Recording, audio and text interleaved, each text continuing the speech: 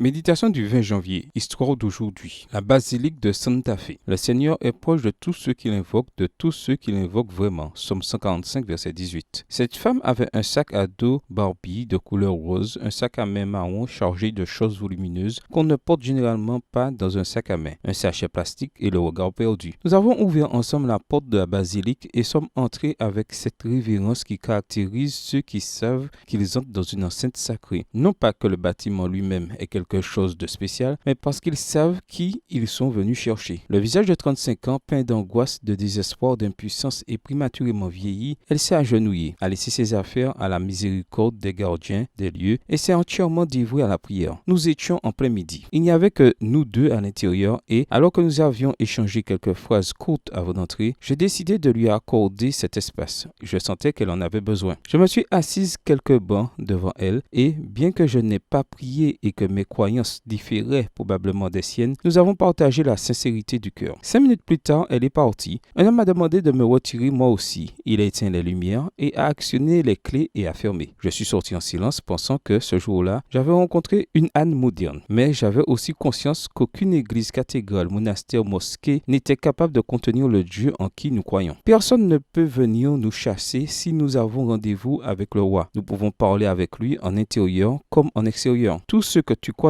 ce midi seront plongés dans leurs soucis et expériences et ils ont un besoin. Sois attentif. Peut-être rencontreras-tu une âne moderne pour qui intercéder. Peut-être as-tu comme elle besoin de déverser ton cœur. Ne manque aucune occasion de parler avec lui. Il est proche de ceux qui l'invoquent. La prière d'Anne n'a pas été entendue par ses oreilles humaines, mais est parvenue à l'oreille de l'Éternel des armées. Avec ferveur, elle a supplié Dieu de lui ôter sa culpabilité. Anne avait communié avec Dieu. Elle savait que sa prière avait été entendue et la paix du Christ remplissait son cœur. Extrait du livre Prayer, la prière, chapitre 13, page 132, livre écrit par Ellen G. White. Que cette même paix emplisse ton cœur aujourd'hui où que tu sois. Bonne journée à toi et que le Seigneur te bénisse.